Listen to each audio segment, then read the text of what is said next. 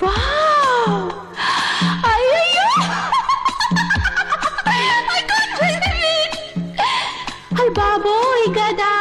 ఇది స్వర్గమేమో కదా ఇది పైసాల్లో పవర్ ఇది పన్నీటి షవర్ ఇది కాసు ముందు గాలైన కండిషన్ లో ఉంటుంది పైకంతో ప్రపంచమంతా పడగదికి వస్తుంది